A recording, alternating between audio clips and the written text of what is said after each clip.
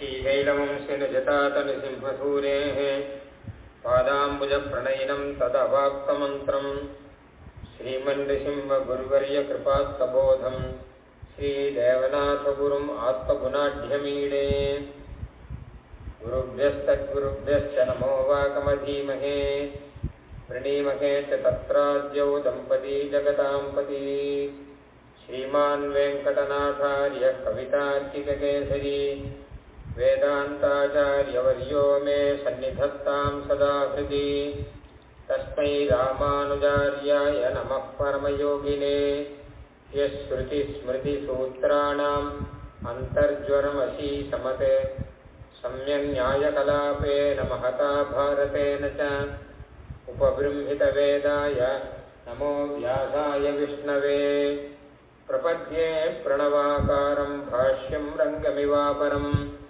परस्य ब्रह्मणो यत्र शेषित्वं स्फुटमीक्ष्यते अविस्तृता सुगम्भीराः रामानुजमुनेर्गिरः दर्शयन्तु प्रसादेन स्वं भावमखिलं दृढम् श्रुत्यन्तेषु श्रुतं भाष्ये मतं ध्यातं हृदम्बुजे लक्ष्मीधरं प्रपद्येऽहं दृष्टं श्रीरङ्गधामनि भाष्यं चेद्यवर्णोत्स्वयं यतिपतिर्व्याख्यानवाचां तथा गाम्भीर्यादनवस्थितिर्मितमतिर्दूरे जनस्तज्जिराम् प्रष्टव्यः कथमीश्वरस्य हिननत्प्रत्यक्षरूपो दृशाम् तद्भाष्यं स च भाष्यकृत् स च हरिः सम्यक् प्रसीदन्तु नः ஆரணநூல் வழிச்செவ்வை அழித்துழுமைதுவர்க்கு ஓர் வாரணமாய் அவர் வாதக் கதலிகள் மாய்த்தபிரான் ஏரணி கீர்த்தி ராமானுசமுனி இன்னுரை சேர் சீரணி சிந்தையினோம் சிந்தியோம் இனித்தீவினையே அகில புவன ஜன்மஸ்தேம பங்காதிலீலே வினித விவித பூதௌ ராதரக்ஷைக தீக்ஷே श्रुति शिरसि विदीप्ते ब्रह्मणि श्रीनिवासे भवतु मम परस्मिन् सेमुषी भक्तिरूपा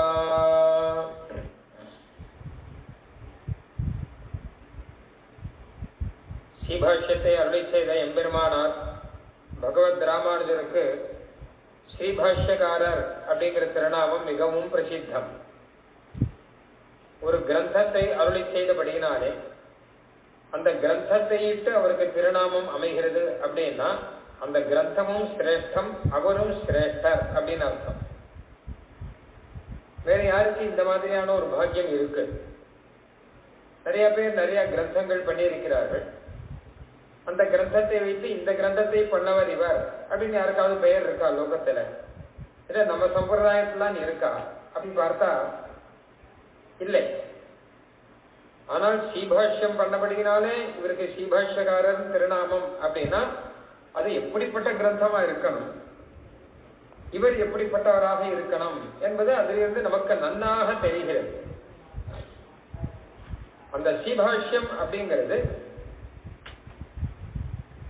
அது நமக்கு ஞானத்தையும் பக்தியையும் ஊட்டி கொடுக்கிறது, ஞானத்தையும் பக்தியையும் போஷணம் செய்கிறது. நரக மதன சேவா சுவாத நாடிந்தமானகா அப்படின்னு சுவாமி தேசிகன் சாதிக்கிறார். பக்திக்குன்னு ஒரு நாடி இருந்து வச்சுக்கோங்க. நம்ம சரீரத்துல பக்தி நாடின்னு ஒரு நாடி இருந்தால் அந்த நாடியை கிளர்ச்சி உர செய்யுமா இந்த ஸ்ரீபாஷ்யங்கிறது. நாடி அப்படியே கிளர்ந்து விடும். சரீரத்துல எத்தனையோ நாடிகள்லாம் இருக்கு, ஒண்ணு ஒண்ணுக்கு எத்தனையோ காரியங்கள்லாம் இருக்கு. சந்தோஷத்தை கொடுக்கக்கூடிய நாடி, காமத்தை கொடுக்கக்கூடிய நாடி, இப்படிலாம் பலது இருக்கு. அந்தந்த நாடியை கிளறும்படி பண்றது வெளியில இருக்கிற சில விஷயங்கள் எல்லாம். இப்ப இந்த ஸ்ரீபாஷ்யம் என்ன பண்ணுமா, இதை சேவித்தால், இதை பாராயணம் பண்ணால், இதை கேட்டால் நமக்கு பக்தி நாடியில கிளர்ச்சி வரும் அப்படிதான் சொல்ற. ஸ்ரீபாஷ்யம் கத்தியத்திரம் ராமானுஜரை ஸ்ரீசுக்திகளே அப்படிதான் அப்படிங்கிற. ஸ்ருதி நயனசனாபிஹி சோபதே லக்ஷ்மணோக்திஹி நரக மதனதே சேவாஸ்வாத நாடிந்தமானஹா. நரகம் இருக்காது, நரகாரியா இருக்கக்கூடிய எம்பெருமான் அவருடைய சேவையை நமக்கு கொடுக்கும் அப்படின்னா விசேஷமானது. அந்த ஸ்ரீபாஷ்யத்தினுடைய சாரம் நாம இப்ப பார்க்க போறோம். ஸ்ரீபாஷ்ய சாரம் அப்படின்னு சொன்னா நாம கஷ்டப்படாம இருக்கிறதுக்கு ஒரு வழியை எம்பெருமானாரே பண்ணியிருக்கார். ஸ்ரீபாஷ்யத்துல முதல் ஸ்லோகம் அப்படிங்கிறது ஸ்ரீபாஷ்ய சாரம் தான். ஸ்ரீபாஷ்ய மொத்தத்தினுடைய சாரத்தையும் முதல் ஸ்லோகத்துல கொண்டு வந்து வச்சிருக்கார்.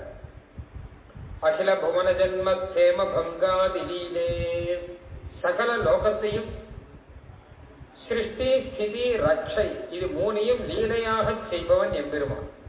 சகல புவனங்களுக்கும் சகல பதார்த்தங்களுக்கும்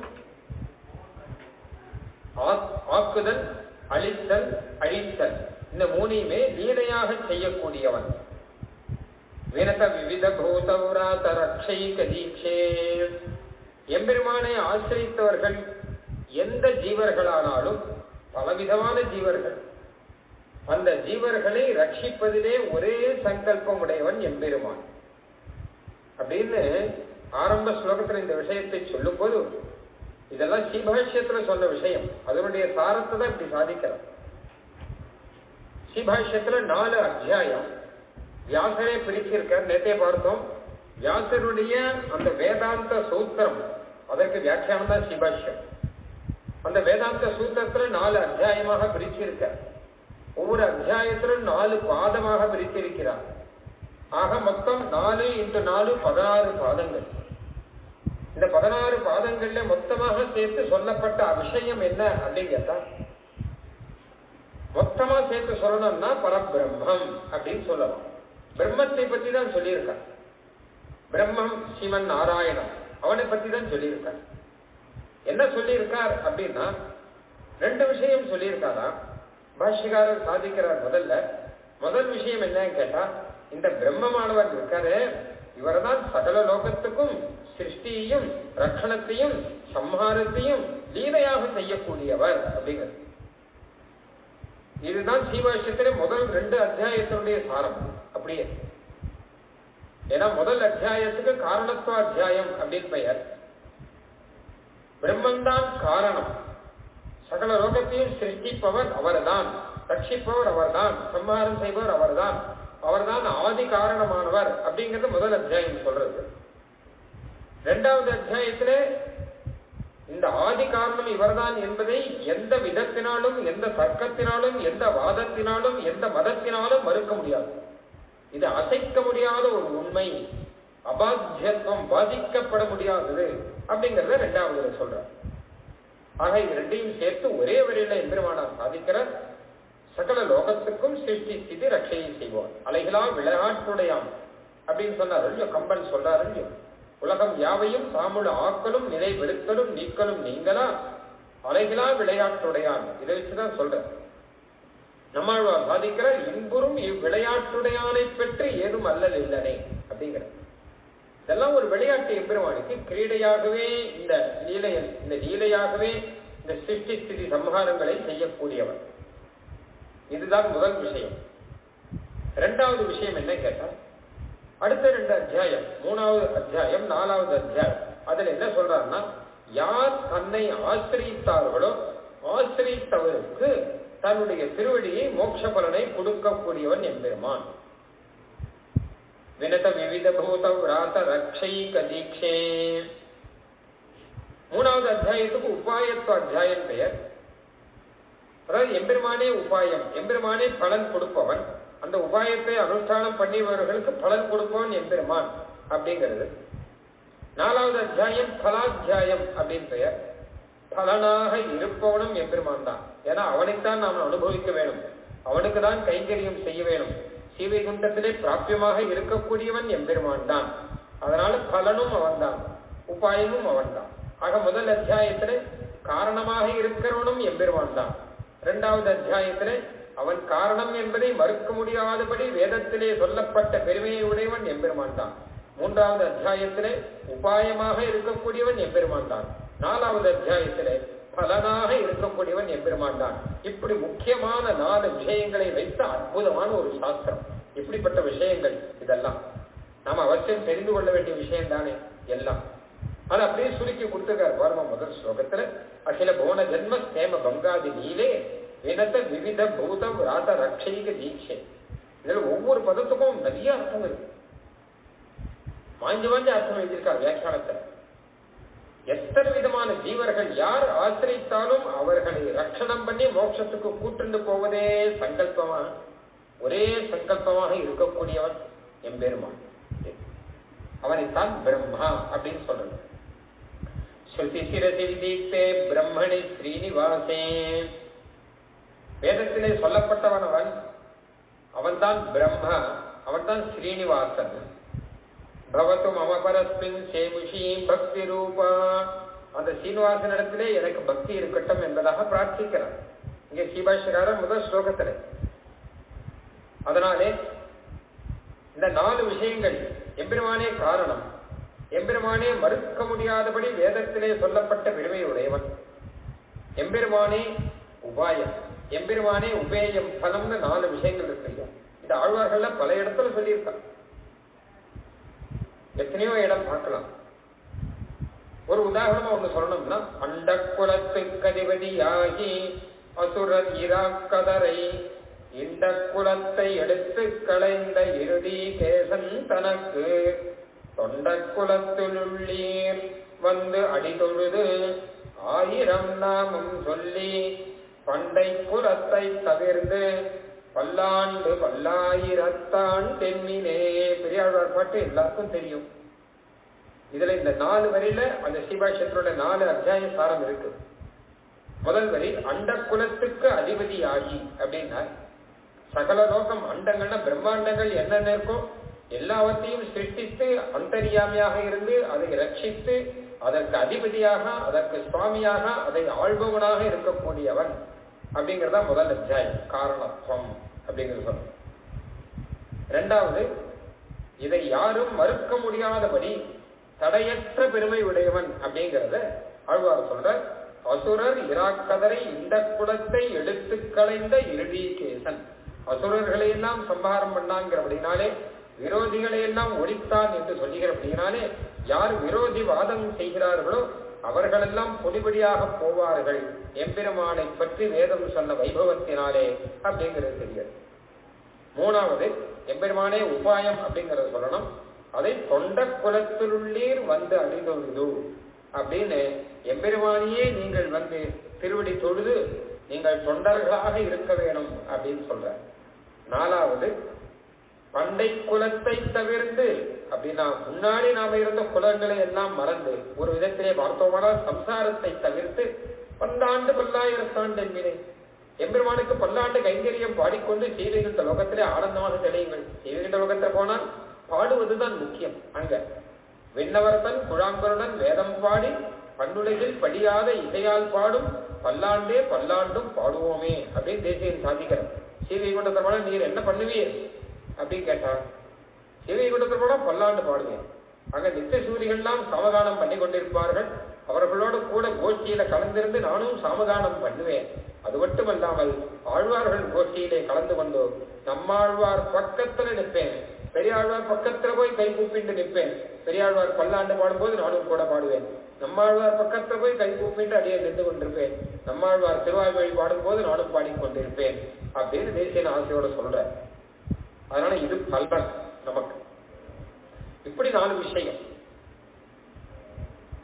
4 விஷயமா இருந்தாலும் சுவாமி தேசிகன் என்ன பண்ணுவாருன்னு கேட்டா, மொத்தமா சேர்த்து ஒரே விஷயமா சொல்லணும் அப்படின்னா அதுவும் சுவாமி தேசிகன் சொல்வார். எத்தனை சுருக்கமாக சொல்லணும்னாலும் சொல்ல முடியும், எத்தனை விரிவாக சொல்லணும்னாலும் சொல்ல முடியும்.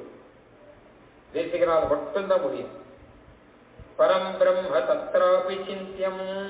மொத்தமா சீபாஷத்துல என்ன விஷயம் அப்படின்னு கேட்டா பரம் பிரம்மா அப்படின்னு பரபிரம்மம் அதுதான் விஷயம். பிரம்மத்தை பத்தி தான் சொல்லுகிறது சீபாஷ்யம். ஒரே வரையில முடிச்சுட்டார். எப்படி ஆனாலும் திருவாய்மொழியை பத்தி சொன்னார் இல்லையா, தேவஸ்ரீமான் சுசித்தே கரணமிதி வதன் ஏகார்த்தம் சகஸ்திரே அப்படி திருவாய்மொழி 1000 பாசுரத்துல ஒரே விஷயம் என்ன கேட்டா எம்பெருமானே உபாயமும் உபேயமும் அப்படிங்கிறது தான். அந்த மாதிரி சீபாஷ்யத்துல ஒரே விஷயம் என்ன கேட்டா எம்பெருமான் பரபிரம்மம் அப்படிங்கறத பத்தி தான். இன்னைக்கு அதுதான் விஷயம் எடுத்துட்டு இருக்கோம். நாம பரபிரம்மம் இல்ல பிரம்மம், பிரம்மம்னு சொல்லலாம், பரபிரம்மம் சொல்லலாம். பரபிரம்மம்னா என்ன, அதை பற்றி நாம என்ன தெரிஞ்சுக்கணும், அந்த விஷயங்கள்லாம் இப்ப பார்க்க போறோம். இதுல முதல் விஷயம் பிரம்ம அப்படிங்கிறது எம்பெருமான் சிவன் நாராயணனுக்கு ஒரு திருநாமம், வேதம் வச்ச திருநாமம்னு வச்சுக்கோங்களேன். சுருக்கமாக உபனிஷத்துல எங்க பார்த்தாலும் பிரம்ம பிரம்மன் தான் வரும். நம்மை பொறுத்தவரை எம்பெருமானுடைய திருநாமங்கள்ல ரொம்ப ரொம்ப பிரசித்தமான திருநாமம் நாராயணன் அப்படிங்கிற திருநாமம். புராணங்கள்ல பார்த்தோம்னா ரொம்ப ரொம்ப பிரசித்தமான திருநாமம் விஷ்ணு அப்படிங்கிற திருநாமம், ஹரி விஷ்ணு முதலான திருநாமங்கள். உபனிஷத்துல பார்த்தோம்னா எம்பெருமானுடைய திருநாமத்திலே ரொம்ப ரொம்ப பிரசித்தமானது பிரம்மா அப்படிங்கிறது. இந்த சப்தத்தை ரொம்ப அழகா சொல்லணும், ரொம்ப கேர்ஃபுல்லா சொல்லணும். பிரம்ம அப்படின்னு சம்ஸ்கிருதத்துல, தமிழ்ல பிரம்மம் அப்படின்னு சொல்லுவாங்க. ஏன் ஜாக்கிரதையா சொல்லணும் அப்படின்னு கேட்டா, பிரம்மான்னு ஒருத்தர் இருக்க, நான்முக பிரம்மா, அவரையும் இவரையும் போட்டு குழப்பிக்க கூடாது. அவர் இல்லை, அவரை சொல்லச்ச சம்ஸ்கிருதத்துல பிரம்மா அப்படின்னு சொல்லுவா, தமிழ்லயும் பிரம்மா அப்படின்வா, இல்ல பிரம்மன் அப்படின்வா. குழப்பம் வராம இருக்கணும்னா நான்முகனே சொல்லிடலாம் நிம்மதியா. இவர் அது இல்ல, பெருமானுக்கு சகல லோகத்தையும் சிருஷ்டித்து ரட்சித்து சம்ஹாரம் பண்ணி மோட்சம் கொடுக்கக்கூடிய எம்பெருமானுக்கு உபனிஷத் வைத்த ஒரு குட்டி பெட் நேம் அப்படின்னு சொல்லக்கூடிய அழகான பெயர் தான் இந்த பிரம்ம அப்படிங்கிறது. அதைத்தான் தமிழ்ல பிரம்மம் அப்படின்னு சொல்றோம். பரபிரம்மம், பரம்னா சிரேஷ்டம் அர்த்தம், உயர்ந்ததான பிரம்மம் அப்படின்னு நம்ம சொல்லிட்டு இருக்கோம். வேதத்துல ரொம்ப பிரசித்தம். யதோ வா இமானி பூதானி ஜாயந்தே ஏன ஜாதானி ஜீவந்தி யத் பிரயந்த்யபிதம் விசந்தி தத் விஜிஜ்ஞாசஸ்வ தத் பிரம்மேதி சத்யம் ஞானமனந்தம் பிரம்ம பிரம்மவா இதமேக ஏவ அக்ர ஆசீத். வேதத்தில் அடிக்கடி இந்த திருநாமம் தான் வரும், பிரம்ம அப்படிங்கிற திருநாமம் தான் வரும். சரி சுவாமி, பிரம்மனா என்ன அர்த்தம்? அடுத்த கேள்வி. பெயர் புரிஞ்சிருக்கு. இப்போ பெருமாளுடைய திருநாமம் நாம கூட சொல்லலாம், வேதத்துல சொல்லியிருக்கு, ரொம்ப விசேஷம். என்ன அர்த்தம் அப்படின்னு கேட்டா, சம்ஸ்கிருத ரீதிப்படி, அதாவது கிராமர் இருக்கு இல்லையா, வியாக்கரணம், அந்த வியாக்கரணப்படி பிரம்மத்துக்கு என்ன அர்த்தம்ங்கிறத பெரியவாழ்ல சொல்லியிருக்காங்க. அது மாத்திரம் இல்லாமல் வேதத்துக்கு அர்த்தம் சொல்றதுக்குன்னே ஒரு சாஸ்திரம் ஒண்ணு இருக்கு, அதுக்கு நிருப்தம் அப்படின்னு பெயர். யாஸ்க மகர்ஷி அருளி செய்தார், இன்னும் கூட சில பேர் பண்ணியிருக்கு. வேதத்தில் இருக்கிற பதங்களுக்கு அர்த்தம் சொல்றதுக்குன்னே வந்திருக்கு. அந்த நிருப்தத்திலையும் இந்த பிரம்மாங்கிற பதத்துக்கு அர்த்தம் சொல்லியிருக்கு. பிருகதி பிரம்மயதி தஸ்மாத் உச்யதே பரம் பிரம்மா அப்படின்னு அர்த்தம் சொல்லியிருக்க. என்ன கேட்டா, பிரம்மனா உயர்ந்தவன் அப்படின்னு அர்த்தம். பிருகதி உயர்ந்து இருப்பவன், பிரம்மயதி உயர பண்ணுபவன், அதான் உயர்த்துபவன், தானும் உயர்ந்து நின்று மற்றவர்களையும் உயர்த்துபவன். இதுதான் பிரம்மாங்கிறது அர்த்தம். ரொம்ப பெரியவன் அர்த்தம். தமிழ்ல சுருக்கமா சொன்னோம்னா ரொம்ப பெரியவர். பெரியவர்னா ஹைட்டுன்னு அர்த்தம் இல்லை, உயர்ந்தவர். இவர் ரொம்ப பெரியவர்னு ஒரு மகான சொன்னோம்னா அவர் உயர்ந்தவர் அப்படின்னு தானே அர்த்தம். அதனால உயர்ந்தவர் அப்படின்னு அர்த்தம். உயர்ந்தவர் மாத்திரம் அர்த்தம் இல்லை, உயர்த்துபவர் அப்படின்னு அர்த்தம். இந்த ரெண்டு நாளையும் நமக்கு என்ன பெரிய அர்த்தம் கிடைக்கிறது. பரமாத்மா சிவன் நாராயணனை பிரம்மன் சொன்னபடினால அவர் உயர்ந்தவர். ஏன்னு கேட்டா, சகல லோகத்துக்கும் காரணமா இருக்காரு, எல்லாத்துக்கும் காரணமா இருக்காருன்னா அப்ப அவர் தானே உயர்ந்தவர். சகல கல்யாண குணங்களும் அவருக்கு இருக்குன்னா அப்ப அவர் தானே உயர்ந்தவர். சகல லோகத்துக்குள்ளும் வியாபித்து அத்தறியாம அவர் இல்லாத இடமே இல்லைங்கிற மாதிரி பெரியவரா இருக்காருன்னா அப்ப அவர் தானே உயர்ந்தவர். அப்போ உயர்ந்தவர் சொன்ன இவர் தான் சொல்லணும். அப்புறம் உயர்த்துபவர் அப்படின்னா அதுவும் அவர் தான். ஏன்னு கேட்டா, மோட்சத்தை கொடுக்கிறாரு. நமக்கெல்லாம் ரொம்ப ரொம்ப உயர்ந்த ஸ்தானம் அப்படிங்கிறது மோட்சஸ்தானம் தானே. அந்த மோட்சஸ்தானத்தையே கொடுக்கிறவர் இவர் தானே. நம்ம எல்லாம் உயர்த்துவார். நம்மளை இப்போ நம்ம மனுஷங்கிற ரீதியில நம்ம உயர்த்துபவர் யாருன்னா எம்பெருமான் தானே. சீபாஷ்யம் கேட்கிறளவு நம்மளை உயர்த்துபவர் யாருன்னா எம்பெருமான் தானே. சரணாகிதி பண்றளவு நம்மை உயர்த்துபவர் யாருன்னா எம்பெருமான் தானே. அந்த சரணாகிதி பண்ண அப்புறம் தன்னுடைய திருவடி கீழே கூட்டி வச்சுண்டு தன்னை பெருத்தி தன் தாளினை கீழ் கொள்ளும் அப்பன் அப்படிங்கிறவன் எம்பெருமான் தான். அதனால அந்த அளவு உயர்த்துபவன் வேற யாருமே கிடையாது. பெருமாள் அளவு உயர்ந்தவரும் யாரும் கிடையாது, பெருமாள் அளவு உயர்த்துபவரும் யாரும் கிடையாது. அதனாலே அவர் தான் பிரம்மா அப்படின்னு அழகாக சொல்லியிருக்கார். இத பகவத் ராமானுஜர் அழகா சொல்றார். பிரம்ம சப்தேன ஸ்வபாவதோ நிரஸ்த நிகில தோஷ அனவதிக அதிசய அசங்கேய கல்யாண குணகண புருஷோத்தமோ அபிதீயதே. பிரம்மன்னா புருஷோத்தமன் பா. புருஷோத்தமன் பகவத்கீதையில கண்ணன் சொல்றான் இல்லையா, நான் புருஷோத்தமன் சொல்றானே, அந்த புருஷோத்தமன் தான் பிரம்மன். வேதத்துல பிரம்மம் பிரம்மன் சொல்லிட்டே அப்படின்னு மண்டை பிச்சுக்காதுங்கோ. புருஷோத்தமன் அவன். நம்ம பெருமாள் தான் பிரம்மன் சொல்லியிருக்கு. அவன் தான் உயர்பவன், உயர்ந்து இருப்பான், அவன் தான் உயர்த்துபவன். இதை பாருங்க, இந்த வேதத்துல பெருமாளுக்கு வச்ச பெயர் பிரம்மன் தான் பெயர். அந்த வேதத்தை அப்படியே தமிழ்ல பண்ணார் சுவாமி நம்மாழ்வார். வேதம் தமிழ் செய்த மாறன் அப்படின்னு சொல்றோம். அப்படியே தமிழ்ல பண்ணச்ச திருவாய் மொழியிலே முதல்ல இந்த பிரம்மங்கிறதுக்கு அர்த்தத்தை தான் முதல்ல சொல்ற. உயர்வர உயர்நலம் உடையவன், தனக்கு மேலே உயர்வு இல்லாதபடி உயர்ந்த நலம் கல்யாண குணங்கள் எல்லாம் உடையவன். இதுதான் பிரம்மங்கிறதுக்கு அர்த்தம். தனக்கு மேல் உயர்வு இல்லாதபடி உயர்ந்து நிற்பவன், அதுதானே பிரம்மங்கிறதுக்கு அர்த்தம். அதையும் முதல்ல சொல்லிட்டார் பாருங்க. அதைத்தான் கூறத்தாழ்வான் சாதித்தாராம். உபனிஷத்தினுடைய சாரத்தை, ஸ்ரீபாஷ்யத்தினுடைய சாரம் பிரம்ம, அந்த பிரம்மத்தை முதல் வரியிலே எடுத்து கொடுத்த நம்மாழ்வார். அது எத்தனை ஆச்சரியமா கொடுத்திருக்கார். நீங்க யாரையும் சொல்ல வேண்டாம், உயர்வு அற உயர் நலம் உடையவன் அப்படின்னு சொல்றாரு. அந்த பிரம்மம் அவனை ஏன் கொண்டாடுறோம்னா, மயர் வர மதிநலம் அருளினன், எனக்கு இந்த புத்தியை கொடுத்தவன், அந்த பிரம்மங்கிறத புரியும்படி பண்ணவன் ஆச்சு அப்படின்னு அவனுடைய ஔதாரியத்தை சொல்ற பின்னாடி. ஆக பொதுவாகவே பிரம்மனா உயர்ந்தவன் அப்படின்னு அர்த்தம். உயர்ந்தவன்னா லோகத்துல எல்லாருமே உயர்ந்தவன் தான். ஏதோ ஒரு விதத்துல ஒரு தொத்தகு உயர்வு அப்படிங்கிறது இருக்கும் இல்லையும். எறும்பு கூட நம்மை காட்டிலும் உயர்ந்தது. ஒரு விதத்துல பார்த்தோம்னா நம்மை காட்டில எறும்பு உயர்ந்தது. ஏன் அப்படின்னு கேட்டா, அழகா கியூல போயிட்டு இருக்கு. நம்மள மாதிரி சண்டையெல்லாம் போடாம ஆச்சரியமே கியூல போயிட்டு இருக்கு. எறும்புக்கு இருக்கக்கூடிய அந்த அறிவு நமக்கு கிடையாது.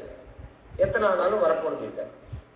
அப்போ எறும்பு உயர்ந்தது. எத்தனையோ விதத்துல எறும்பு உயர்ந்தது. எத்தனையோ விதத்துல எத்தனையோ ஜந்துக்கள் உயர்ந்தது. எத்தனையோ விதத்துல எத்தனையோ மனுஷர்கள் உயர்ந்தவர்கள். எத்தனையோ விதத்துல எத்தனையோ தேவர்கள் உயர்ந்தவர்கள். ஆனால் தனக்கு மேல் உயர்வு இல்லாதபடி உயர்ந்து நிற்பவன் யார் அப்படின்னா, அதான் அனவதிக அதிசய மிருகன் அப்படிங்கிற அப்படி உயர்ந்து நிற்பவன் எம்பெருமான் தான். ஏன்னு கேட்டான்னா, சொரூபத்தினாலேயும் குணத்தினாலேயும் எல்லா விதத்தினாலேயும் உயர்ந்திருப்போம். சொரூபத்தினாலே பெரியவனா இருக்கான்னா என்ன அர்த்தம் கேட்டா, எல்லா இடத்துலயும் இருக்கான் எம்பெருமான். எம்பெருமான் இல்லாத இடமே இல்லைங்கிற மாதிரியாக சகல இடத்துலயும் எம்பெருமான் பரவி இருக்கிறபடினாலே சொரூபத்தினாலே மிக மிக பெரியவன் எம்பெருமான் தான். லோகம் முழுக்க வியாபிச்சிருக்கான். குணங்கள்னாலே பெரியவன் அப்படின்னு கேட்டான்னா, சகல கல்யாண குணங்களும் இருக்கிறபடினாலே ஞானம், சக்தி, பலம், ஐஸ்வர்யம், வீரியம், தேஜஸ் மட்டும் இல்லாமல் சௌந்தரியம், சௌசீல்யம், வாத்சல்யம், காருண்யம், ஔதாரியம் முதலான கல்யாண குணங்கள் எல்லாம் உயர்வர உயர்ந்து இந்த கல்யாண குணங்கள்லாம் இருக்குன்னா அது எம்பெருமான் கிட்ட இருக்கு. அதனாலே அவனைத்தான் பிரம்மன்னு சொல்லணும், வேற யாரையும் சொல்லக்கூடாதுன்னு பாஷ்யக்காரர் சொல்றாளே. சில பேரை அப்படின்னா அது உபசார வழக்கு. சில பேர் லோகத்துல பிரம்மன் சொல்றது. உதாரணமாக சுகபிரம்மம், சுகாச்சாரியர், அவரை சுகபிரம்மன் சொல்றது.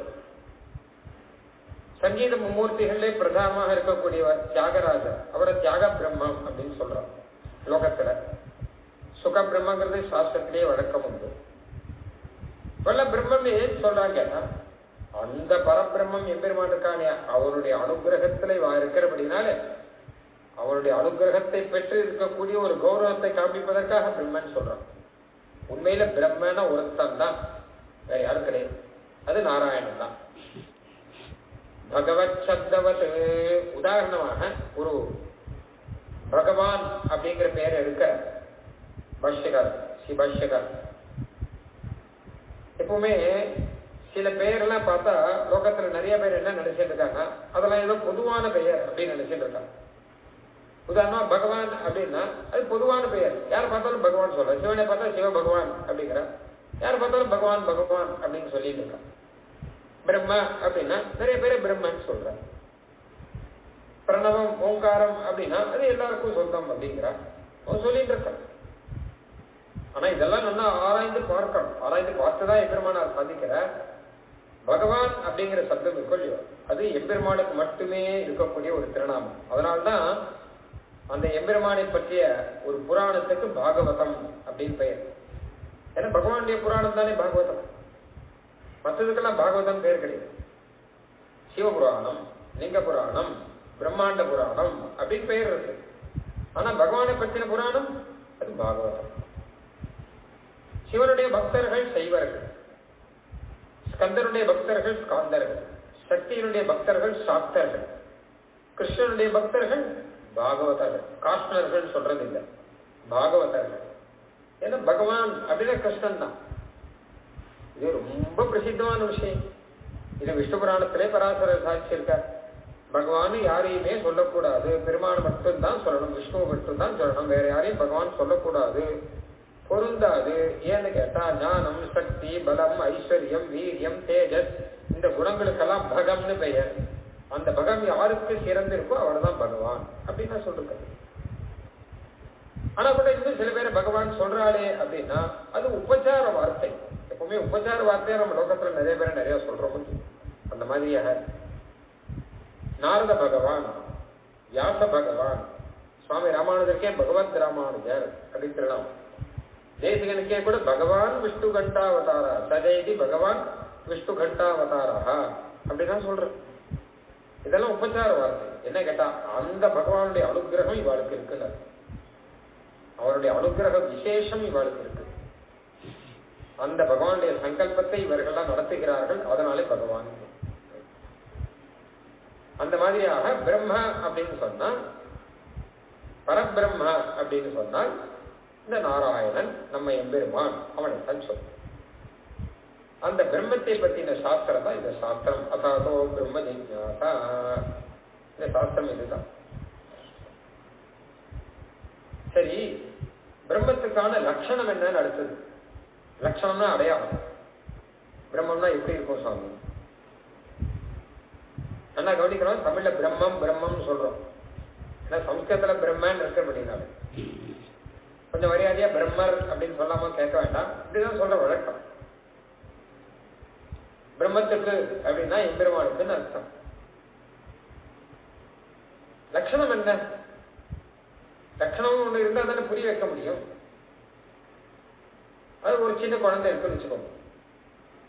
அந்த குழந்தைகிட்ட நம்ம பிரம்மன்னா என்னன்னு புரிய வைக்கணும். என்ன சொல்லி புரிய வைப்போம் அப்படின்னா அதுக்கு உபனிஷத்து தான் அழகா ஒரு வழி சொல்றது. எதோவா இமானி பூதா நிஜாயந்தே அப்படின்னு. பிருகுன்னு ஒருத்தர் இருந்தானா, பிருகுர்வைவா ருணி வருணம் பித்தர முப்பசார பிருகுன்னு ஒருத்தர் இருந்த, அவன் அப்பாவுக்கு வருணன் பெயர். வருணன் கிட்ட போய் பிருகு கேட்ட, அப்பா அப்பா உங்களுக்கு பிரம்மம் பத்தி தெரியுமே, பிரம்மன்னா என்ன எனக்கு சொல்லுங்கோ அப்படின்னு கேட்க. சின்ன குழந்தை அப்பாட்ட கேட்கற மாதிரி கேட்க.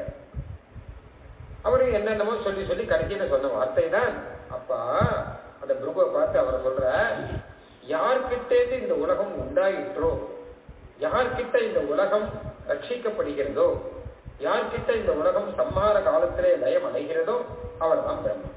தத் ஜிஜ்ஞாசஸ்வ தத் பிரம்மேதி அப்படின்னு. அதுதான் பிரம்மம் அப்படின்னு. சிருஷ்டி ஸ்திதி லய காரணம் அப்படின்னு சொல்றோம். இதைதான் நம்மளும் குழந்தைகளுக்கு சொல்லணும். ஏன்னா வேதம் தான் இது அழகா வழி காமிச்சு கொடுக்கறது பாருங்க. அப்ப குழந்தைகிட்ட நம்ம என்ன பண்ணுவோம்? குழந்தை இப்படி கேட்கணும்னு வச்சுக்கோங்க. பிரம்மன் தெரியாத குழந்தைக்கு பெருமாள் யாரு அப்படின்னு கேட்போம். பெருமாள் யார் அப்படின்னா, ஏ கண்ணா, உன்னை படைத்தவன் பெருமாள் தான், உனக்கு நல்ல புத்தி கொடுத்தவன் பெருமாள் தான், உனக்கு கை கால் கொடுத்தவன் பெருமாள் தான், உனக்கு அம்மா அப்பாவை கொடுத்தவனும் பெருமாள் தான், உனக்கு வேண்டியது எல்லாத்தையும் கொடுத்தவன் பெருமாள் தான், நீ பழம் சாப்பிட வேண்டிய பழத்தை கொடுத்தவனும் பெருமாள் தான், சகலத்தையும் உனக்கு கொடுக்கக்கூடியவன் எம்பெருமான் தான், சகல காரணமாக எம்பெருமானை காண்பித்துதானே அந்த குழந்தைக்கு நாம புரிய வைக்கணும். அதனால பிரம்மத்துக்கு லட்சணம் என்ன அப்படின்னு கேட்டா, ஜன்மாதி காரணத்துவம். ஜன்மம், ஸ்திதி, லயம், இதுக்கெல்லாம் காரணமாக இருக்கக்கூடியது பிரம்மா அப்படின்னு. அதுக்கு மேல கேட்டா வாஸ்தவம் தான் சுவாமி, ஆனா பிரம்மம் எப்படி இருக்கும்? காரணமா இருக்குங்கிறது வாஸ்தவம். பிரம்மத்தினுடைய ஷேப், ஆகாரம் என்ன, அதை எப்படி நாம புரிஞ்சுக்கணும் அப்படின்னு கேட்டா, அதுக்கும் உபனிஷத் பதில் சொல்றது சத்தியம் ஞானம் அனந்தம் பிரம்மா அப்படின்னு. இதுக்கு ஸ்வரூப லட்சணம் அப்படின்னு எப்பவுமே ததஸ்த லட்சணம், ஸ்வரூப லட்சணம் அப்படின்னு ரெண்டு லட்சணம் உண்டு. உதாரணம் சொல்ல வச்சுக்கோங்க. உதாரணமாக தசரதர் அப்படிங்கிறது யாரு அப்படின்னு கேட்டா, தசரதர் பெருமாள் ஸ்ரீராமனுடைய அப்பா அப்படின்னு சொல்லலாம். இது தடஸ்த லட்சணம் பேர். தடஸ்த லட்சணம்னா பக்கத்துல இருக்கிற ஒருத்தரை காமிச்சு இவரை புரிய வைக்க. ராமன் தெரியுமோ அவருடைய அப்பா இவர் அப்படின்னு சொல்லி புரியும். அந்த மாதிரி பிரம்மன்னா என்ன அப்படின்னு கேட்டோம்னா, இந்த லோகத்துல நாமளா இருக்கும்போது நம்மளை எல்லாம் படைத்தவர் பிரம்மா. இது தடஸ்த லட்சணம். ஸ்வரூப லட்சணம் அந்த பிரம்மத்துக்கிட்டேயே இருக்கிற அடையாளம் ஏதாவது ஒன்று சொல்லணும். அப்ப தசரதர் அப்படின்னா தசரதருக்கே இருக்கக்கூடிய அடையாளம், அவருடைய சரீரத்தில் இருக்கக்கூடிய அடையாளம் ஏதாவது ஒன்று சொல்லணும். அது ஸ்வரூப லட்சணம். அந்த மாதிரி இப்போ பிரம்மத்துக்கு தடஸ்த லட்சணம் சொன்னீர், ஜெகத்துக்கெல்லாம் காரணமானவன்னு. ஸ்வரூப லட்சணம் என்ன, பிரம்மங்கிறது எப்படி இருக்கும், பிரம்மஸ்வரூபம் எப்படி இருக்கும் அப்படின்னு கேட்டா அதுக்குதான் உபநிஷத் சொல்றது. பிரம்மஸ்வரூபமானது சத்தியஸ்வரூபமாக இருக்கும், ஞானஸ்வரூபமாக இருக்கும், ஆனந்த ஸ்வரூபமாக இருக்கும் அப்படின்னு. அதாவது ஆத்மா பரமாத்ம ஸ்வரூபம் இருக்கும். எம்பெருமானுடைய திருமேனி பற்றி சொல்லல. எம்பெருமான் ஒருத்தர் இருக்காரு ஆத்மா, அவர் சத்தியமா இருப்பாருன்னா மாறாம இருப்பார், எப்பவுமே சத்தியமா இருப்பார், எந்த விதமான மாற்றமும் கிடையாது. ஒரு ஞானஸ்வரூபமா இருப்பார்னா ஸ்வயம் பிரகாசமா இருப்பார் அப்படின்னு. அனந்த ஸ்வரூபமாக இருப்பார்னா எல்லா தேசத்திலையும் எல்லா காலத்திலையும் ஒரு அந்தமே இல்லாமல் இருப்பார், எல்லா வஸ்துவாயும் இருப்பார். அந்தன்னா முடிவு, அனந்தன்னா முடிவு இல்லாதவன் இருக்கும்.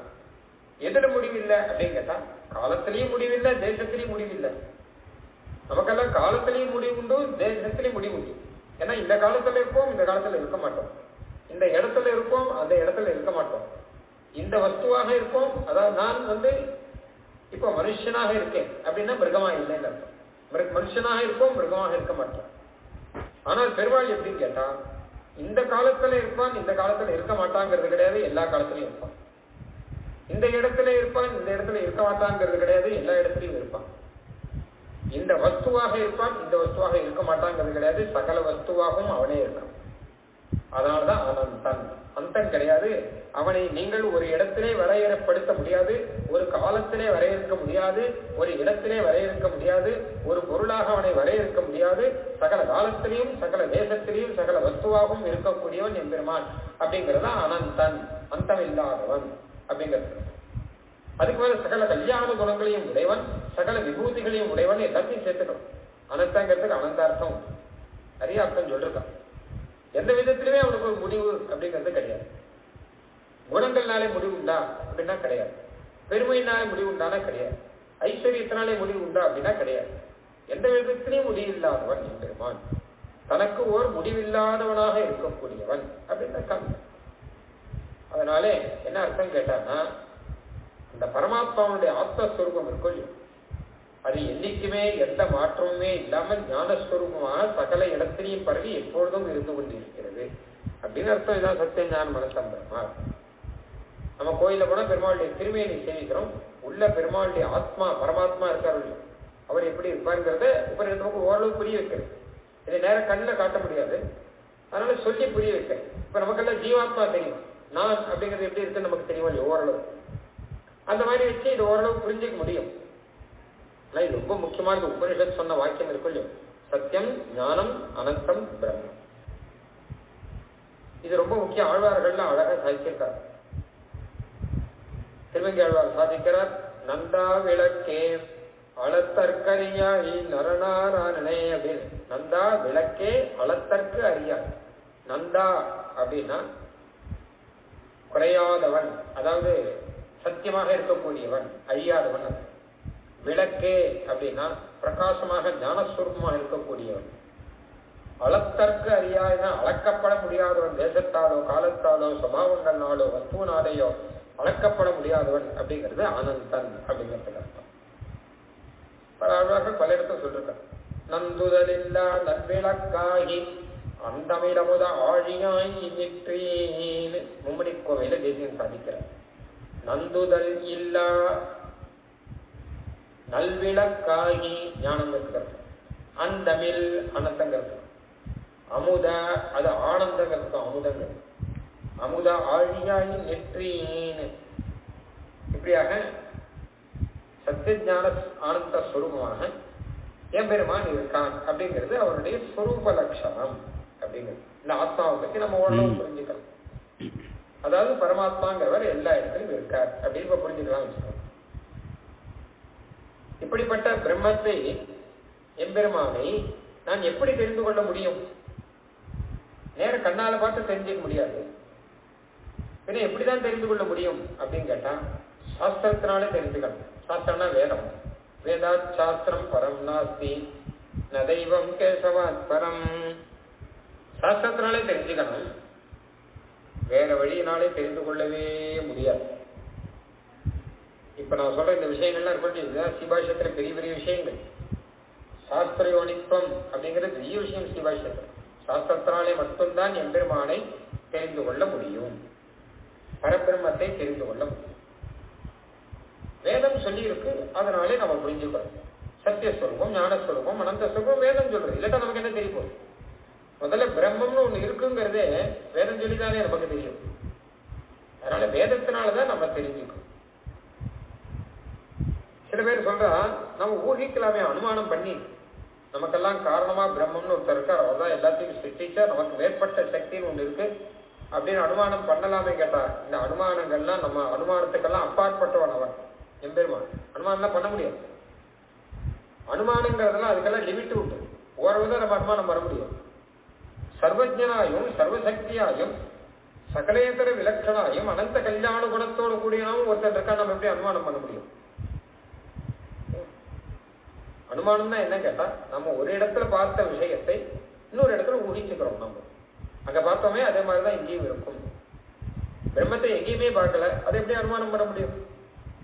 அதனால அனுமானங்கள்லாம் பண்ணி தெரிஞ்சுக்க முடியாது, ஊகிச்செல்லாம் தெரிஞ்சுக்க முடியாது. ஒரே வழிதான் வேதம் சொல்லியிருக்கு. அதை பெரியோர்கள்லாம் எடுத்து சொல்வார்கள்.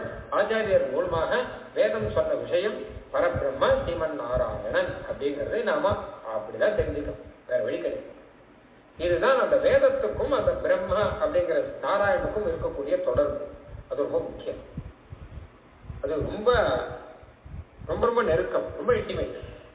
யதாத்மானோ வேதாக அப்படின்னு ஒரு ஸ்லோகம் சத்ததூஷணி. வேதமே பகவான் தான்.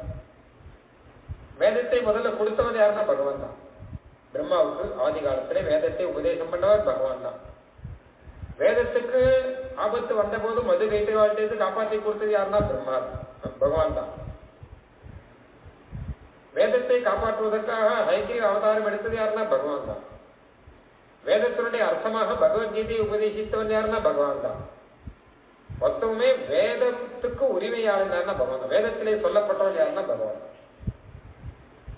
பகவானை நம்ம எப்படி புரிஞ்சுக்க முடியும்னா வேதம் வழியா தான் புரிஞ்சுக்க முடியும், வேத வழியா புரிஞ்சுக்க முடியாது. அப்ப அந்த வேதத்துக்கும் பகவானுக்கும் இருக்கக்கூடிய நெருக்கம் இருக்கு ரொம்ப ரொம்ப ரொம்ப அதிகம். வேதத்தினுடைய அர்த்தமும் பகவான் தான், வேதத்தை நமக்கு அளித்தவனும் பகவான் தான் ஆரம்பிச்சா நிறைய சொல்லணும். அவ்வளவு நெருக்கம். அத சுவாமி தேசிகன் அழகா சொல்றாரு பாருங்க. இந்த வேதமும் பகவானும் எப்படி அப்படின்னு கேட்டாங்கன்னா பதி பத்னி மாதிரி. பகவான் தான் பதி, வேதம் தான் பத்னி மாதிரி விட்டார். ஏன்னா வேதத்துக்கு ஸ்ருதின்னு பெயர். வேத மாதா, ஸ்ருதி மாதா. பகவான் தான் பிதா நமக்கெல்லாம். அதனால இவ ரெண்டு பேருக்கு இருக்கிற சம்பந்தம் பதி பத்னி சம்பந்தம் மாதிரியா. என்ன அப்படின்னு கேட்டா வேதம் தான் சொல்ற, நமக்கு எல்லாத்தையும் வேதம் தானே சொல்ற நமக்கு. அதாவது எதை செய்யணும், எதை செய்யக்கூடாது, எதை தெரிஞ்சுக்கணும், எதை தெரிஞ்சுக்க கூடாது, எல்லாத்தையும் வேதம் தான் சொல்ற. அதனால இந்த பத்னி தான் சொல்றாரா எல்லாத்தையும். எதை சொல்றார் வேதம் அப்படின்னா அந்த பத்தியினுடைய மனசுல என்ன இருக்கோ அதை தான் சொல்றாரு. எம்பெருமானுடைய திருவுள்ளத்துல என்ன இருக்கோ அதை அப்படியே வேதம் சொல்றது. அதனால என்ன கேட்டா இவா ரெண்டு பேரும் பதி பத்னி, இவாள மாதிரி பதி பத்னி லோகத்துல யாருமே கிடையாது. என்ன கேட்டா அவர் மனசுல என்ன நினைக்கிறாரோ அதைத்தான் இவர் சொல்லுவார், இவர் என்ன சொல்றாரோ அதைத்தான் அவர் நினைப்பார். அப்படின்னா இவ்வளவு ஆச்சரியமான பதி பத்னிகள் பார்ப்போம். ஏன்னா இவர் மனசுல ஒண்ணு நினைக்கிறார், அவர் மனசுல வேற ஒண்ணு நினைக்கிறார் அப்படின்னு வரும்போது தானே பிரச்சனையே வருது. அந்த பிரச்சனையே கிடையாது. எம்பெருமான் திருவுள்ளத்துல என்ன நினைக்கிறானோ அதுதான் வேதம் சொல்லும். வேதம் என்ன சொல்லுமோ அதுதான் இவர் மனசுல நினைப்பார். பத்னி என்ன சொல்றாரோ அதைத்தான் பற்றி மனசுல நினைப்பாருன்னா இவர் என்ன நினைக்கிறாரோ அதைத்தான் இவர் சொல்லுவார். அப்படி ஒரு சம்பந்தம். அதனால சுவாமி தேசிகன் சொன்னார் பதி பத்னி ரெண்டு பேரும், ஸ்ருதிங்கிற ஒரு பத்னி, எம்பெருமான்கிற ஒரு பதி. பகவத் ராமானுஜர் என்ன பண்ணார், அந்த பத்னிக்கு ஒரு அலங்காரம் ஒண்ணு பண்ணார். அந்த ஸ்ருதி மாதா இருக்காரு இல்லையோ அவருக்கு பகவத் ராமானுஜர் நான் ஒரு அலங்காரம் பண்றேன், உங்களுக்கு நல்ல ஆபரணங்கள்லாம் கொடுக்கிறேன் அப்படின்னு சொல்லிட்டு அவர் ஸ்ரீபாஷ்யத்தை அருளினார். அதுதான் வேதத்துக்கு ஆபரணம் அப்படின்னு. எப்பவுமே பத்தினியானவர் இருக்கும்போது அவருக்கு நல்ல அலங்காரங்கள், நல்ல திருமங்கல்யம் முதலானது, காதல் தோடு முதலானது இதெல்லாம் போட்டாதான் அழகு. அதனால இந்த பத்திக்கு ஏற்ற மாதிரி இந்த பத்னி இருக்காருங்கிற ஒரு கௌரவத்தினாலே இவருடைய பெருமை தெரியும்படியாக இவருக்கு நான் ஒரு அலங்காரம் பண்றேன்னு எம்பெருமானார் பண்ண அலங்காரம், சீபாஷ்யக்காரர் பண்ண அலங்காரம் தான் அந்த வேதத்துக்கு அலங்காரமாக இருக்கக்கூடியதுதான் இந்த சீபாஷ்யம் அப்படின்னு. பிரணாமம் லக்ஷ்மணமுனி பிரதி கிருண்ணாது மாமகம் பிரசாதயதி யத் சூக்தி சுவாதீன பதிகாம் ஸ்ருதிம். அது ரொம்ப அழகான வார்த்தை, சுவாதீன பதிகாம் ஸ்ருதிம். இந்த வேதமானவர் என்ன பண்றாராம், பத்தினியானவர் அந்த பதியை தனக்கு அதீனமா வச்சிருக்காரு. நான் சொல்றதுதான் நீ கேட்கணும் அப்படின்னு ஆக்கி வச்சிருக்காரு. சுவாதீன பதிகான் பேர். எந்த மனைவியானவள் கணவனை தன் அதீனத்துல வச்சிருக்காளோ அவளுக்கு சம்ஸ்கிருதத்துல சுவாதீன பதிகா அப்படின்னு பெயர். இது காவியங்கள்ல வரும். சுவாதீன பதிகான்னு ஒரு நாயிகாவள். நாயிகாவுடைய பிரபேதங்கள்ல இது ஒண்ணு. பல விதமான நாயிகைகள் சொல்லுச்சு. சுவாதீன பதிகான்னு சில பேர் கணவனை தன் அதீனமாக கட்டுப்பாட்டில வைத்திருப்பவள்னு அர்த்தம். அப்படிப்பட்டவளா இந்த வேதம் சொல்றார். அவர் தன் கட்டுப்பாட்டுல பெருமாள் வச்சு. ஏன்னா வேதம் சொன்னாதானே, வேதம் யாருப்படி என்ன உபாயம்னு சொல்றதோ அந்த உபாயத்தை செய்யறவாளுக்கு தான் மோட்சம். வேதம் சொன்ன யாகத்தை செய்யறவாளுக்கு அந்த பலன். அப்படிதானே பெருமாள் கொடுக்குறார். சாம்பாட்டுக்கு கொடுக்கறது இல்லை. வேதம் சொல்றதை செய்கிறார் அவர். ஆனா வேதம் என்ன பண்ணுவார்னு கேட்டா, இவர் என்ன மனசுல நினைக்கிறாரோ அதை தான் சொல்லுவார். அதான் முதல்லயே சொன்னேன். அப்போ ராமானுஜர் சீபாஷ்யம் அப்படின்னு ஒரு ஆபரணத்தை அந்த வேத மாதாவுக்கு அருளி செய்தார்னு ஆச்சரியமா அருளி செய்கிறார் சுவாமி தேசிகன். ஆக இந்த பிரம்மத்தை வேதம் மூலமாகத்தான் நாம் தெரிந்து கொள்ள வேண்டும் அப்படிங்கிறது.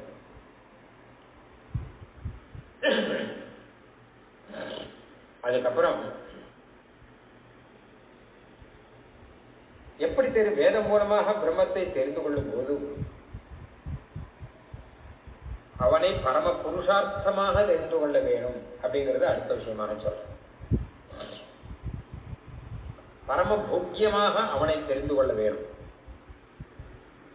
வேதம் அப்படி காண்பிக்கிறது. நான் முதல்ல சொன்னேன் இல்லையா, சத்தியம் ஞானம் அனந்தம் சொல்றோம். அது மாதிரி வேதம் இன்னொன்று சொல்றது ஆனந்தோ பிரம்மா அப்படிங்கிறது.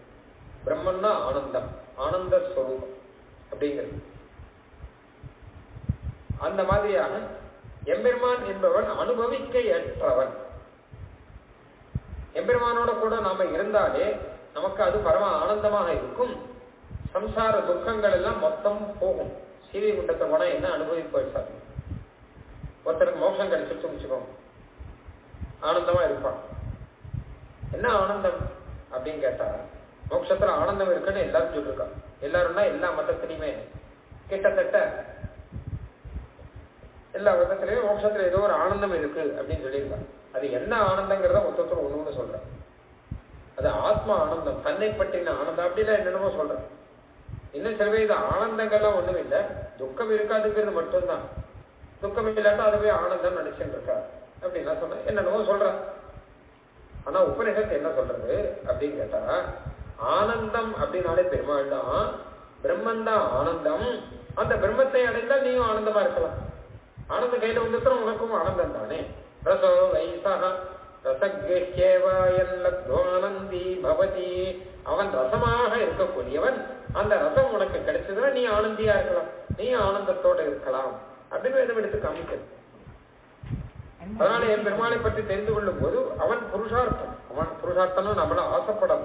அவன் ஆனந்தமாக ஆனந்த ஸ்வரூபமா இருக்கக்கூடியவன். நமக்கெல்லாம் பிரம்ம ஆனந்தத்தை அளிக்கக்கூடியவன். ஏன்னு கேட்டா, இப்போ இந்த சம்சாரத்துல நமக்கு இருக்கக்கூடிய ஆனந்தம் அப்படிங்கிறது கொஞ்சம் இது நம்மளுடைய புண்ணிய பாபத்தினுடைய பலனா வந்திருக்கு.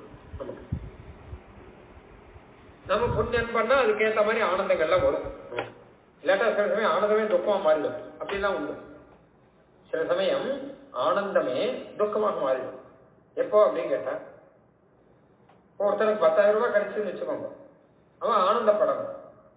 ஆனால் பக்கத்துல ஒருத்தனுக்கு 15,000 கிடைச்சுட்டேன்னு நினைச்சுட்டானா போறோம், இவனுக்கு அதுவே துக்கமா இருக்கும். எனக்கு 10,000 தான், அவனுக்கு 15,000 துக்கமா மாறி. ஏன்னு கேட்டால், இந்த ஆனந்தம் அப்படிங்கிறது ஸ்திரமா லோகத்துல எதுவுமே கிடையாது. எல்லாமே நம்ம மனோபாவத்தை பொறுத்துதான், நம்ம எப்படி எடுத்துக்கிறோம் அப்படிங்கறத பொறுத்துதான் ஆனந்தங்கிறது லோகத்தில் இருக்கு. ரொம்ப ரொம்ப ஆனந்தமான வஸ்துவை பார்த்து மகரிஷிகளை சீச்சி அப்படின்னு விட்டு போயிடுவாங்க. ஏன்னா அவளுக்கு அது ஆனந்தம் கிடையாது. மற்ற மற்ற பேர்லாம் ஆனந்தம் நினைச்சிட்டு இருக்கிறத அவன் ஆனந்தம் நினைக்கிறது கிடையாது. அவன் எது வேண்டாம் வேண்டாங்கிறாலும் அதை வந்து ஆனந்தம் நினைச்சுட்டு இருப்பான். இப்படி எல்லாம் உண்டு இல்லையா? நம்ம ஆத்துக்குள்ளேயே நம்ம பார்த்தோம்னா குழந்தைகளுக்கெல்லாம் ஆனந்தங்கிறது வேற. அடிக்கடி சொல்ற உதாரணம், குழந்தைகள்னா அந்த சாக்லேட் ஜிகினா காகிதம் ஒன்று இருக்கும், அதை பிடிச்சி உள்ளுக்குள்ள வச்சுட்டு இருக்கும் பத்திரம் பாக்ஸுக்குள்ள. அம்மா சொல்ற அதெல்லாம் குப்பைடான்னு, அந்த குப்பையை தூக்கி தூரம் போடும். முதல்ல இல்லம்மா அதை நான் எடுத்து வச்சுக்கிறேன், பளபளன்னு இருக்குன்னு எடுத்து வச்சுக்கணும். குழந்தைக்கு அது ஆனந்தம், ஆனா அம்மாவுக்கு அது குப்பை. அப்படிதான் லோகத்தில் இருக்கு. எல்லாமே அப்படிதான். ஒரு வயசுல நமக்கு எது ஆனந்தமோ இன்னொரு வயசுல அது குப்பை. நம்ம அப்படிதான் உண்மை. ஆனால் ஸ்திரமான ஆனந்தம் அப்படிங்கிறது பரமாத்மா. எல்லாருக்கும் இன்னைக்குமே அவனை புரிந்து கொண்டால் ஆனந்தம் தவிர வேற கிடையாது. அது புரியாத வரைக்கும் இவர்களுக்கு அந்த ஆனந்தங்கிறது புரியாம இருக்கலாம். அப்படிப்பட்ட ஆனந்தங்கிறது மோட்சத்தில் கிடைக்கும். இங்க நமக்கு ஏற்கனவே சொன்ன மாதிரியாக கர்மாதீனமாக நமக்கு ஆனந்தம் இருக்கு அப்படின்னாலே எது ஆனந்தம் எது ஆனந்தமே நமக்கு புரியாது. அது புரியாமலேயே நம்ம அதை இப்படியே காலத்தை ஓட்டின்னு இருக்கோம். ஏதோ அப்பப்போ எது வருதோ அப்பப்போ அதாவது ஆனந்தம் அப்படின்னு நினைச்சுட்டு அந்தந்த ஆனந்தத்தை நம்ம அனுபவிச்சுட்டு நான் ரொம்ப ஆனந்தமா இருக்கேன் அப்படின்னு சொல்லிட்டு ஆனந்தத்துல எத்தனையோ விதம் இருக்கு. மோத பிரமோத ஆனந்த அப்படின்னா வருது வேதத்திலேயே. ஒரு வஸ்துவை பார்த்தா ஒரு ஆனந்தம், அந்த வஸ்து நம்ம கையில கிடைச்சா ஒரு ஆனந்தம், அந்த வஸ்துவை அனுபவிச்சா ஆனந்தம், எத்தனையோ உண்டு. சரி, இந்த வேதாந்தம்ங்கிறது வரட்டு வேதாந்தமா? இல்லையே. பரபிரம்மன் ஒருத்தர் இருக்கார், சரி, அவர் தான் ஜெகத்தை எல்லாம் சிருஷ்டிக்கிறார், சரி, அவர் தான் ரட்சிக்கிறார், சரி, கேட்டு போற விஷயம் இல்லை சுவாமி. அவர் உனக்காக உனக்கு ஆனந்தத்தை தரணுங்கிறதுக்காக இருக்கார். அதுதான் முக்கியமான விஷயம். போக்கியமானவர், அவரை அனுபவிக்க வேணும் நாம் அப்படிங்கிறத. இது வரட்டு வேதாந்தம் இல்லை, அனுபவ வேதாந்தம் இல்லையா இது? அதுதானே பலன் நமக்கு. அதனாலே ஆனந்தோ பிரம்மா அப்படிங்கிறது ரொம்ப ரொம்ப முக்கியமான ஒரு விஷயம். இதுதான் சீவாஷயத்துல அடுத்து சமன்வயாதிகரணம் ஒரு அதிகரணம். அதுல இந்த விஷயம் தான் சொல்ற. அவன் என்ன சொல்ற, இந்த ஆனந்தங்கிறது இல்லைன்னா மற்ற எதை சொன்னாலுமே நமக்கு அதுல பிரவருத்தி வராது. பரபிரம்மன் ஒருத்தர் இருக்காருன்னா இருக்கட்டுமே, அவர் தான் ஜெகத்தை எல்லாம் சிருஷ்டிக்கட்டுமே, எனக்கு என்ன அதை பத்தி அப்படின்னு கேள்வி. ஆனால் அவர் பரம ஆனந்த ஸ்வரூபர், உன்னுடைய துக்கத்தை எல்லாம் போக்கி உனக்கு ஆனந்தத்தை கொடுப்பானா? அப்படியா? அப்படிங்க அப்படியே ஒரு வழி இருக்கா அப்படின்னு சொல்றோம். அத்திராஸ்தே நிதிரிதிவத் உமர்த்த பூதே சித்தா அபி குணரூப விருத்திவாதாக சித்தார்த்தா அபி குணரூப விருத்தவாதாகனு பராசரப்பட்ட ஸ்லோகம். அதாவது என்ன சொன்னான்னா, ஒருத்தர் கூட இன்னொருத்தர் பேசிட்டு இருக்கான் அப்படின்னு வச்சுப்போம். நீ அப்படி இந்த வழி எங்க ஊர் பக்கம் வாயேன், எங்க ஊர் பக்கம் வந்தியானா அங்க நிறைய பெரிய குளம் எல்லாம் இருக்குண்ணா. அப்படியா? குளம் மாத்திரம் இல்ல, குளத்துக்கரையில நிறைய மரங்கள்லாம் இருக்கு. ஐயா அப்படியா? மரங்கள்லாம் இருக்கா? அந்த மரத்தின் கீழே புதையெல்லாம் இருக்கு, தோண்டினா தங்கமா இருக்கும். அப்படியா அப்படின்றோம். உடனே தோண்டினா தங்கம் எல்லாம் இருக்கு, நீயே எடுத்துக்கலாம் அப்படின்னா உடனே விட்டுருவோமா நம்ம? அது வரைக்கும் அப்படியா அப்படியான்னு கேட்டு இருந்தோம். உடனே அங்க நிறைய தங்கம் இருக்கு, நீ எடுத்துக்கலாம்னா அப்படியான்னு சொல்லிட்டு உடனே கிளம்பிடுவோம் முடியும். அந்த மாதிரி இந்த உபனிஷத்து என்ன பண்றதா, பிரம்மம்னு ஒண்ணு இருக்கு, அது காரணமாக இருக்கு, அது நமக்கு எல்லாத்தையும் கொடுக்கறதாக இருக்கு அப்படின்னு சொல்லிட்டு அது ஆனந்த ஸ்வரூபமாக ஆனந்தத்தை கொடுப்பதாக இருக்கு அப்படின்னா அப்படியா அப்படின்னு உடனே எல்லாரும் அந்த உபநிஷத்தை கேட்க ஆரம்பிக்கலாம். ஏன்னு கேட்டா சம்சாரத்திலே தாபத்திரையாதுரைகி அமிர்தத்வாய எத்தனையோ துக்கங்கள்லாம் இருக்கிற அப்படின்னாலே இந்த துக்கங்கள் தீர்ந்து நமக்கு பரம ஆனந்தங்கிறது ஒண்ணு கிடைச்சால் நல்லது அப்படின்னு நினைக்கிற அப்படின்னாலே அப்படிப்பட்ட ஆனந்தத்தை கொடுக்கக்கூடியவன் எம்பெருமான் அப்படிங்கிறது தெரிஞ்சா உடனே அவனையே ஆசிரியக்கணும், அவனையே நாம் அடைய வேணும் அப்படிங்கிற எண்ணம் ஒரு முடியும். அதுக்காக தான் உபனிஷத் அப்படி காமிக்கணும். அதனாலே ஒரு உதாரணம் தான் சொல்ற. எப்படியானால் ஒரு குழந்தைக்கு அம்மாவோ இல்ல ஒரு அம்மாவுக்கு குழந்தையோ, அம்மாவுக்கு குழந்தை இருக்குன்னா அதை காட்டில வேற என்ன வேணும்? அந்த குழந்தைக்காகவே சகலத்தையும் நினைப்பா இல்லையா? அந்த மாதிரியாக பரமாத்மாவானவர் பரபிரம்மமானது நமக்காகவே இருக்கிறபடினாலே அவருக்காக நாம் அவரோட இருக்கிறது தான், குழந்தையோட இருக்கிறது தானே அம்மாவுக்கு ஆனந்தம். அந்த மாதிரி அந்த பரபிரம்மத்தோடு இருக்கிறது தான் நமக்கு ஆனந்தம். அது கொஞ்சம் புரியறதுக்காக இந்த உதாரணம் சொல்லியிருக்கான் ஸ்ரீபாஷ்ய வியாக்கியானத்திலே.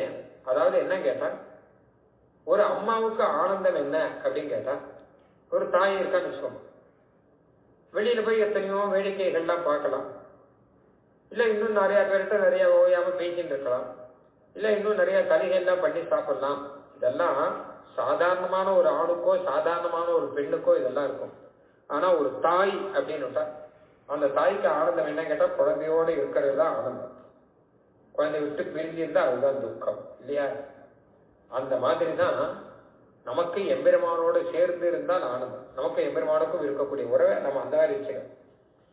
நாம குழந்தை எம்பெருமான் தாய் அப்படிங்கிறது ஆசிரியன திசையில எம்பெருமானை நாம் ஆசிரியிக்கும் போது நாம குழந்தை எம்பெருமான் தாய்.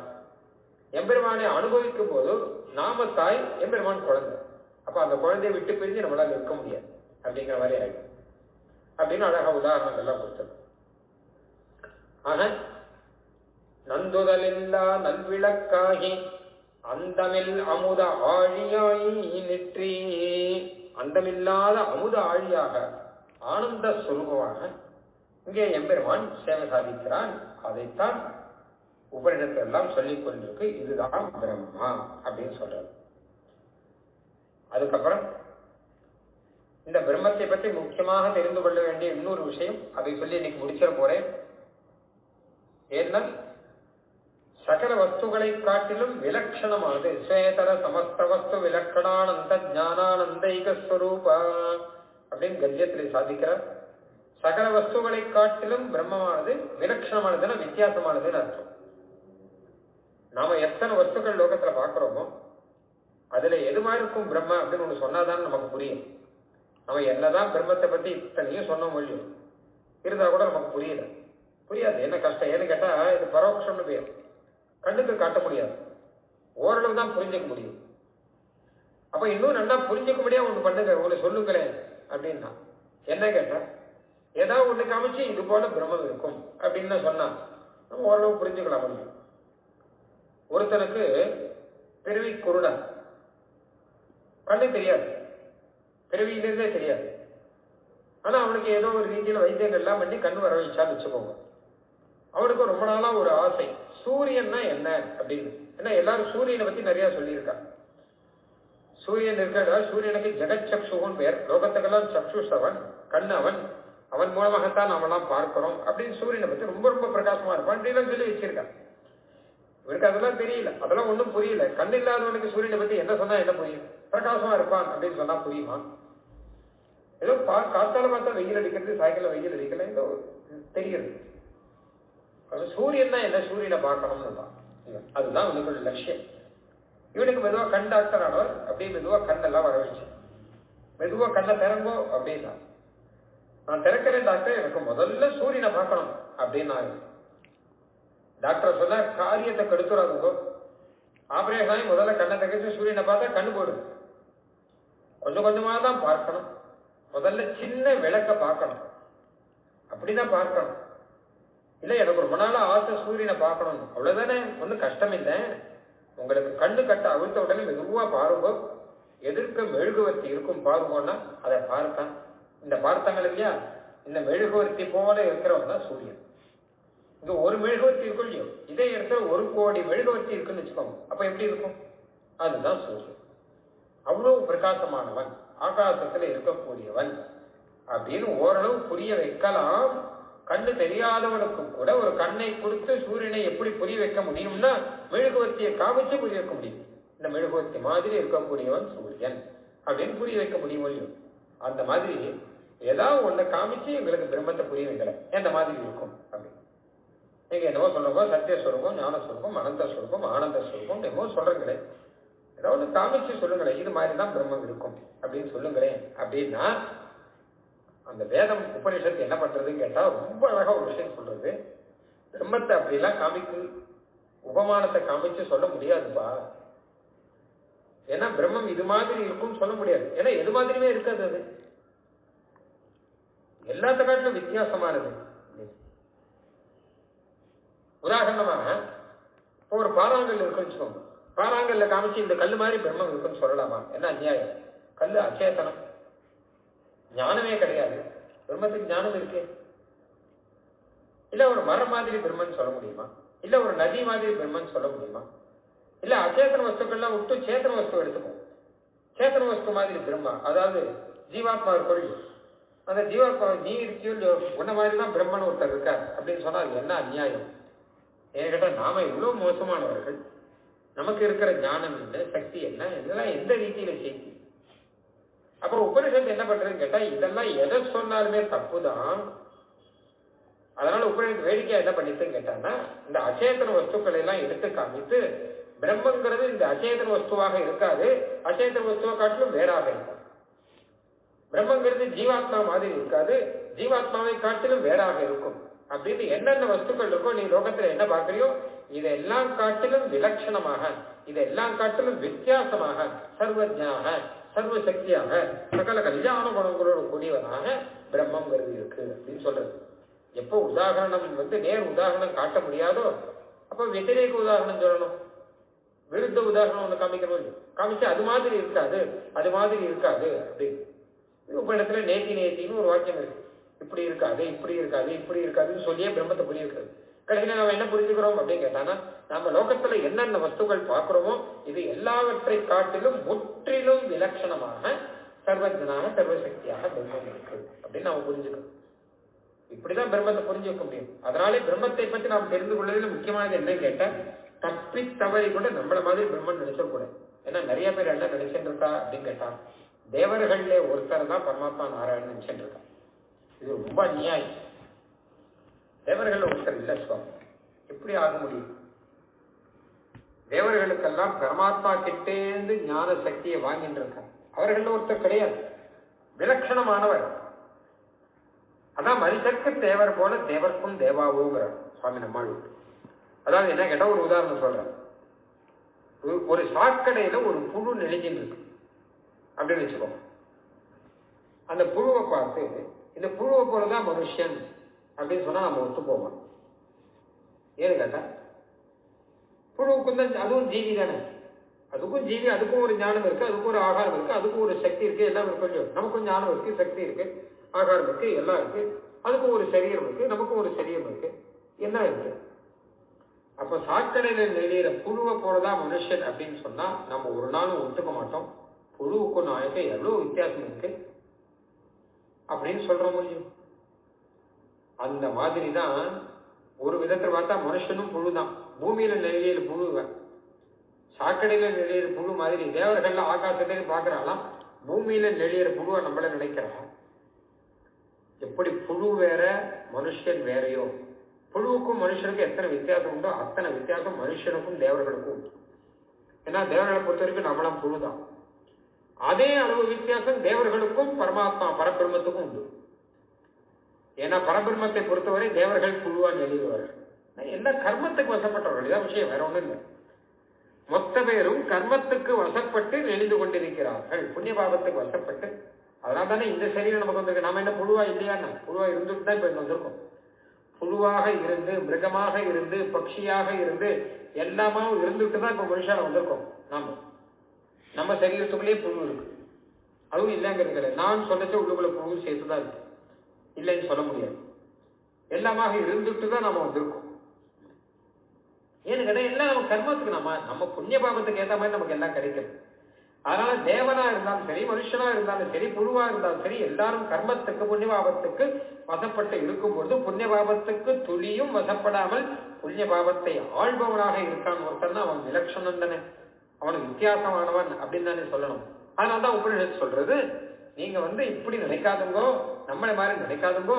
சேத்தன வஸ்துக்களை காட்டிலும் விலட்சணமானவன், அச்சேதன வஸ்துக்களை காட்டிலும் விலட்சணமானவன், எல்லாவற்றை காட்டிலும் சகல விதத்திலேயும் விலட்சணமாக சமஸ்த கல்யாண குணங்களோடு கூட ஆனந்த சுரூபமாக ஒருத்தன் இருக்கான், அவன் தான் பிரம்மா அப்படின்னு காமிக்கும். இது நம்ம அவசியம் தெரிஞ்சுக்க வேண்டாம். இது ஆழ்வார் அழகா சொல்றாரு பாருங்க.